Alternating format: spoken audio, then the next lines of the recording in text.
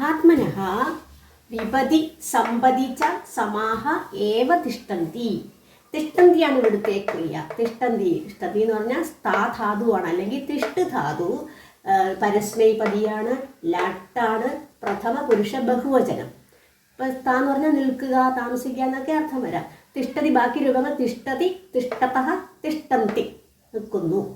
എങ്ങനെ? സമാഹ ഏവ. സമാഹ സമന്മാർ, തുല്യർ, അതായത് സമ്പത്തിലും വിപത്തിലും തുല്യരാണ്. സമാഹ ഏവ. ഏവ എന്നുള്ളതൊരു അവ്യയമാണ്.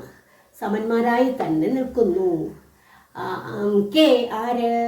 മഹാത്മനഃ മഹാത്മാക്കൾ. മഹാത്മനഃ പ്രഥമ ബഹുവചനമാണ്. അതിൻ്റെ ബാക്കി രൂപങ്ങൾ മഹാത്മാ, മഹാത്മാനൗ, മഹാത്മനഃ.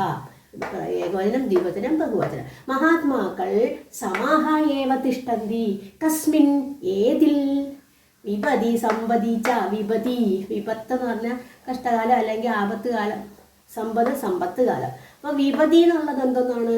സപ്തമി വിഭക്തിയാണ്. വിപതി സപ്തമി ഏകവചനം. വിപതി ഏകവചനം, വിപദോഹോ ദ്വിവചനം, വിപത്സു വിപത്തിൽ. വിപത്തിൽ പിന്നെ സമ്പതും അതുപോലെ സമ്പതി, സമ്പദോഹോ സമ്പത്സു. സമ്പത്തിൽ എല്ലാം ഉള്ള ഐശ്വര്യം ഉള്ളപ്പോൾ എന്ത് ചെയ്യുന്നു? മഹാത്മനഃ സമാഹ ഏവ തിഷ്ടന്തി. എൻ്റെ അർത്ഥം ഇപ്പം മഹാത്മാക്കളായിട്ടുള്ള ആളുകൾ, ജനങ്ങൾ സമ്പത്ത് വന്നാലും വിപത്ത് വന്നാലും അവർ ഒരുപോലെ ഇരിക്കും. ഇപ്പോൾ സമ്പത്ത് കാലത്ത് വളരെയധികം സന്തോഷിക്കുകയും വിപത്ത് കാലത്ത് വളരെയധികം സങ്കടപ്പെടുകയും ചെയ്യുന്നില്ല. രണ്ട് സമയത്തും അവർ ഒരുപോലെ കാണുന്നു എന്ന് കാണിക്കുന്നതാണിത്.